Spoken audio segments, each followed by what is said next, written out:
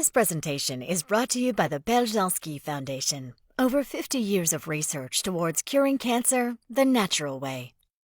Well, hello, New York. It's great to be here, and I even see one of my patients, which makes it even more special. Anyway, I want to thank Alex and his entire team for having me come from the West Coast to the East Coast. So is everybody feeling alive and wonderful today? Yes, fabulous. Why don't you guys stand up and shake, rattle, and roll a little bit? There we go. You guys have been so good for all these people to hear what they have to say. And so I want you to have the opportunity to understand what I'm going to say. So everybody kind of move around and get their blood circulating and feeling great and fine, as they say in Texas. I'm from Texas originally, so. Anyway, it's awesome to be here. So I am a medical doctor. I like to clarify that because I'm a conventionally trained medical doctor that practices what I call the new allopathic medicine. And actually, it's really the traditional old medicine that's been around for a very, very, very long time. And people don't realize that. The medicine that's practiced now is really new medicine in a way because antibiotics have only been around for about 70, 80 years. So you're probably wondering why Alex had me come here, right? Well, one, he is passionate about teaching people about health, right? And the top two killers, what are the top two killers in the United States today? Heart disease and cancer. And doctors. She said doctors, yeah. She is partially right. She is. Yes, she is partially right. Western medicine, yes, you're right. Stress is really probably number one, right? Do you guys agree? But really, yes, it's in the conventional realm and paradigm, it's heart disease and cancer and about neck and neck, right? Well, as the famous astronaut says, Houston, we have a problem. I'm here to tell you about the problem, but I'm also here to take away the fear and give you hope of your own survival. Because that's what I want, that's my mission, is to educate and empower individuals and their families to be the best they can be. And then I want you to go out and tell the world how you did it and bless their life. So why do you think I wrote this book? Well, it's an interesting story. I was born over 60 years ago, and I'm number 3 of 6 children. And when my mother was pregnant with me, they gave her a drug because she was bleeding. And at the time, they gave pregnant women a drug called DES, which stands for diethylstilbestrol. And that was a drug to prevent the loss of the baby.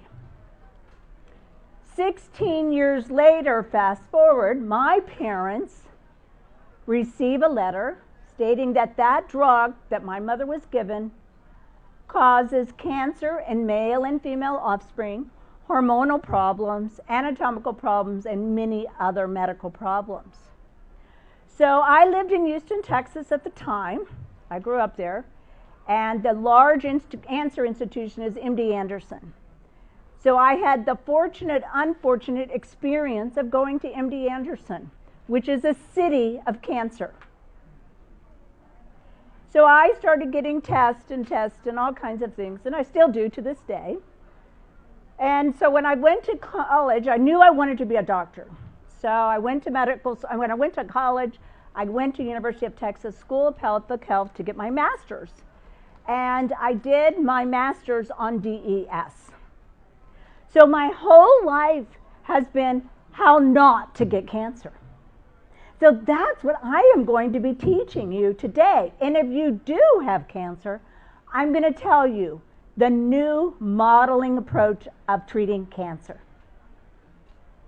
So with that said, because we only have 18 minutes, I think. So we know today cancer is 1 in 2 men, guys, 41% of females. Over 1,600 people die a day. And no one hears about it, no one knows about it, unless they have cancer.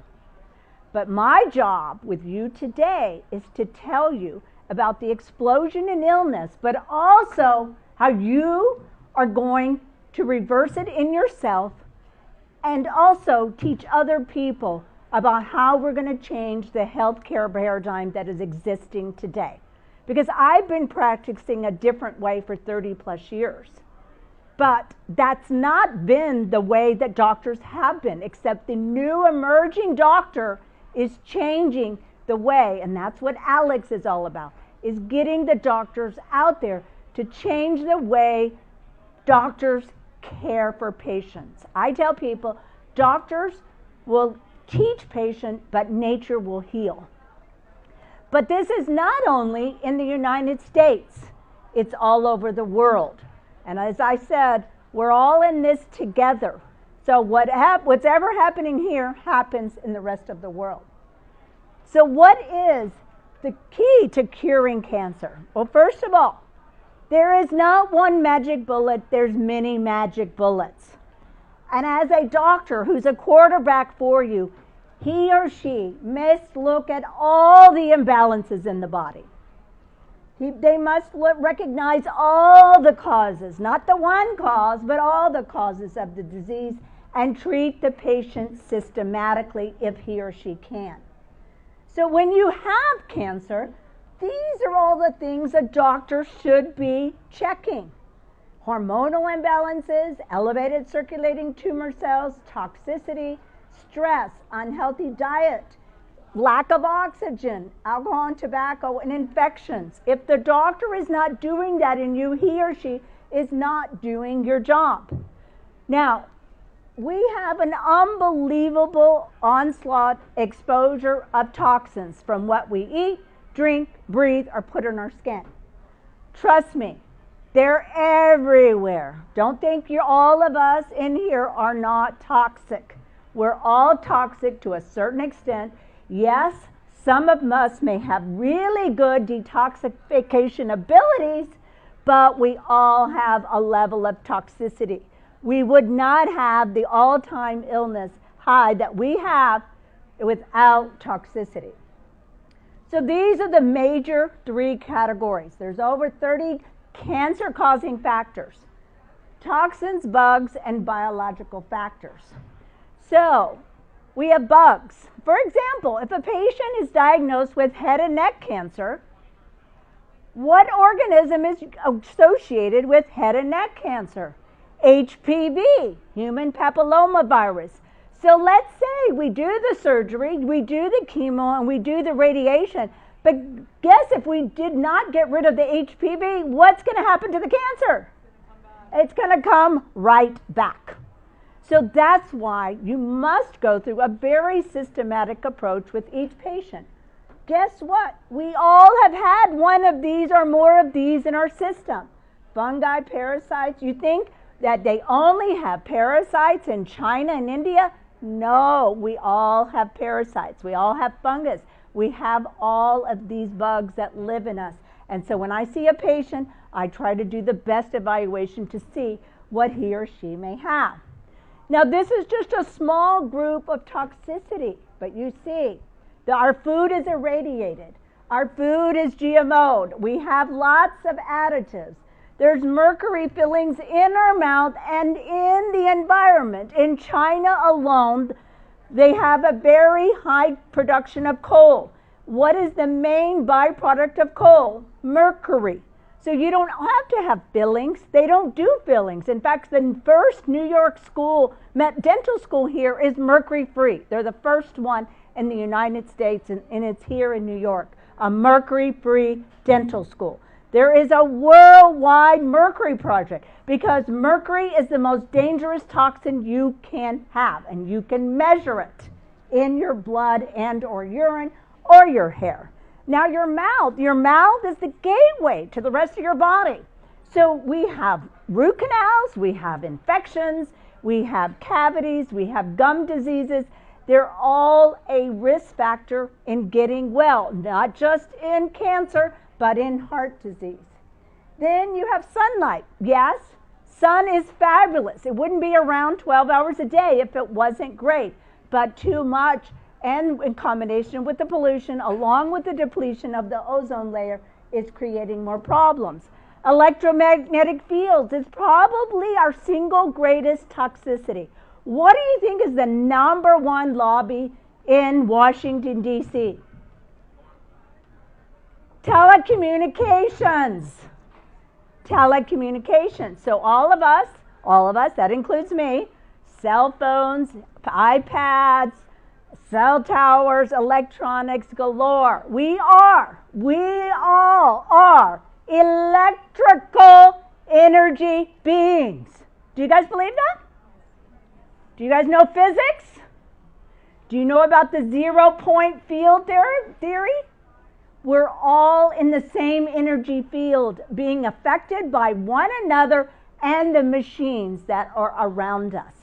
So it is something to know and pay attention to and create your personal space for your life enhancement. Then there's geopathic stress where there's water streams underneath the building. Then toxic buildings, people have mold, people have chemicals, all kinds of things. We know about nuclear radiation because we hear about that every day with Korea and Russia. And then we have pesticides in the food. All the food is laden. And then we have glycophosphate that's in the food that Monsanto has put in the food. If we checked all the people urine here, over 90% of us would have glycophosphate. It is carcinogenic. The guy was killed because he told people it was carcinogenic. Then we have industrial toxins. Then we have xenoestrogens. If you drink out of a plastic water bottle, you're destroying the planet and yourself. So do yourself and the planet a favor by not using plastic. Plastic causes cancer, heart disease, and diabetes. It does. It's the number one. When I check people's urine, it's a $100 test. It tells me all the chemicals in your body, and xenoestrogens are the number one pollutant in man. Because who doesn't use plastic? We all do. But we all have to change the way we live. When I had all my children, I have 7 kids, I used wax paper for their lunches, and I used brown paper bags. Well, everyone else can do that too. So then you have polluted water. If you're drinking tap water, everybody's tap water is not good. So you have to buy a water filter, you got to buy a water system, you have to do something because all the water has pharmaceuticals and pollutants in your water. Unfortunately, I'm just the messenger of this information. Chlorinated water, fluoridated, of course, tobacco, and then we have immunosuppressive drugs and medications. So we know the cure for cancer. You know what the cure in the existing paradigm for most doctors is: surgery, chemo, or radiation. Well, surgery, chemo, and radiation all have the potential to cause cancer, right? Everybody knows that? Yeah, chemo causes cancer, radiation, surgery is an injury to the body, so that causes cancer. So actually, there's lots of potential dangers with all of these things. So how do I know if I have cancer?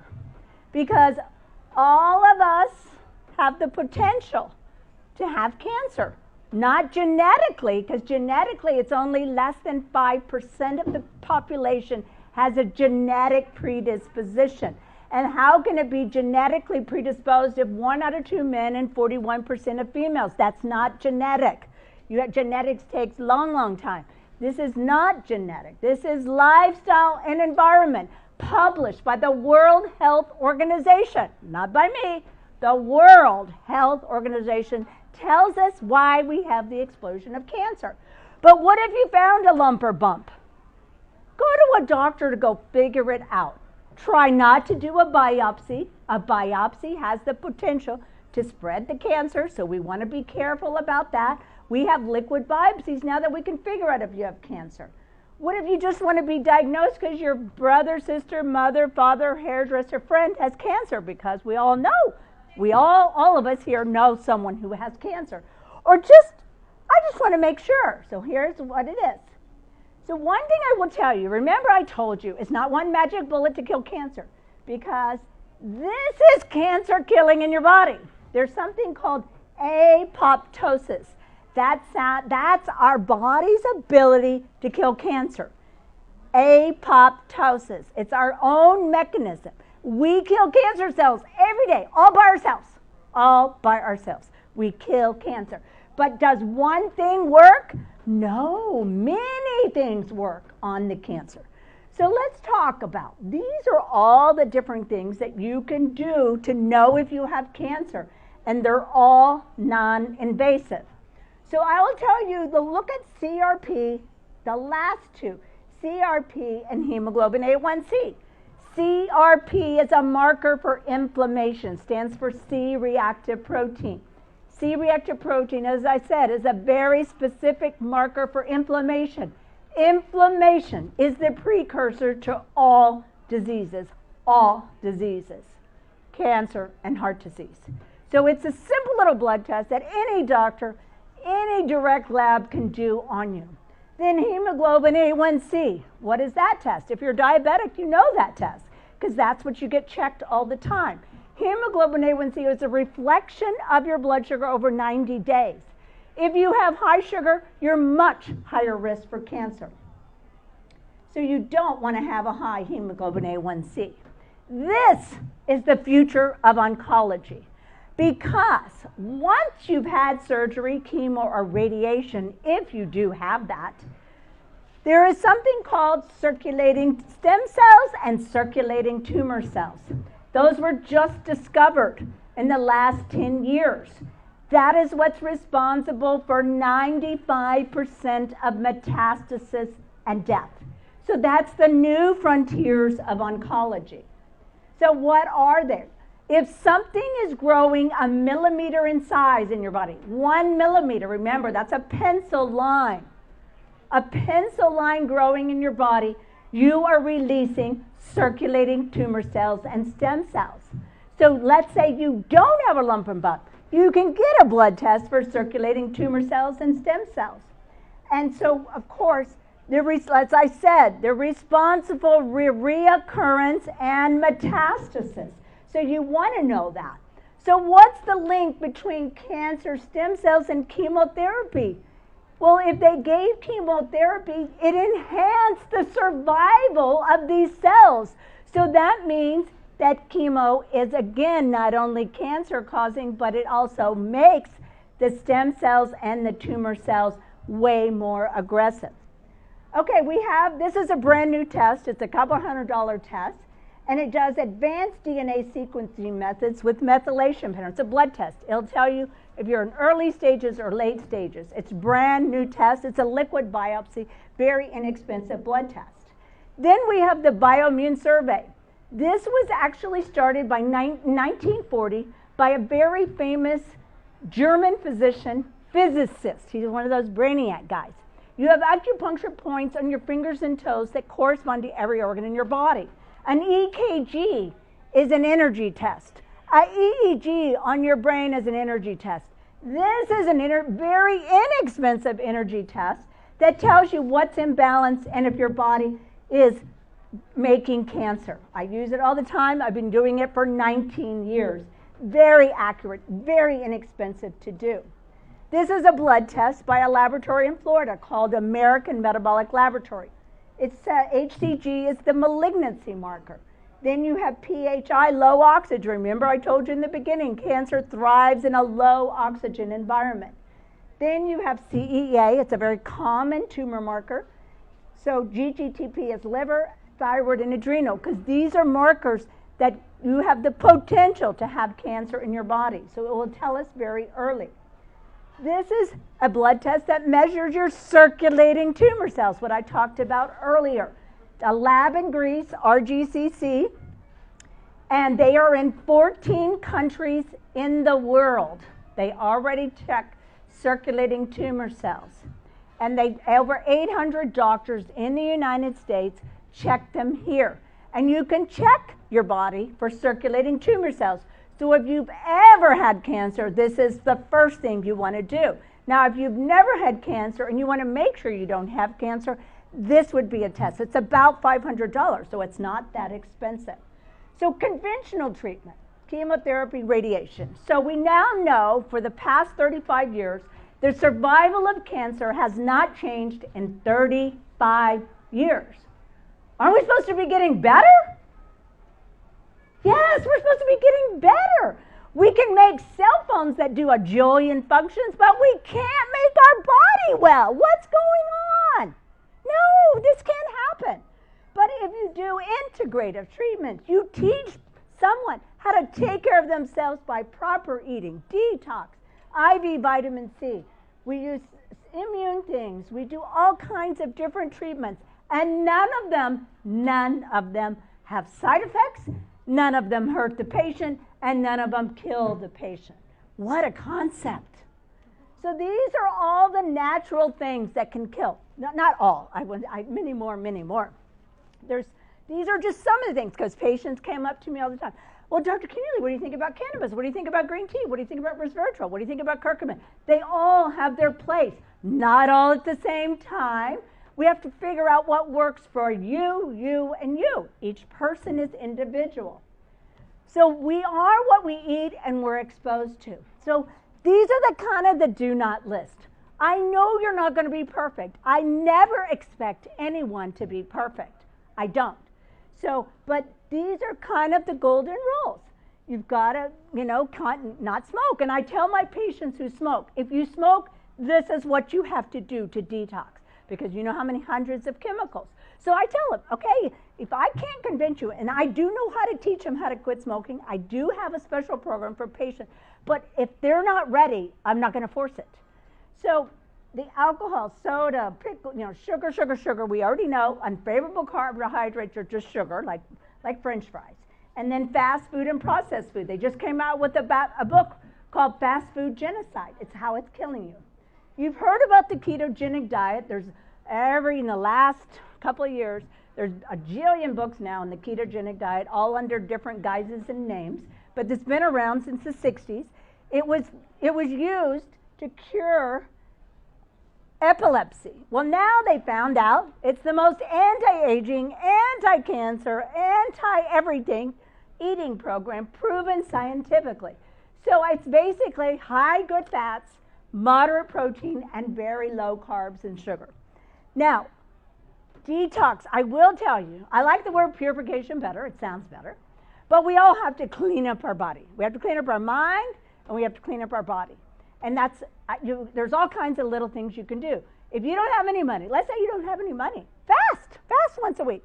That's a great way to detox. It doesn't cost you any money. In fact, it's going to save you money.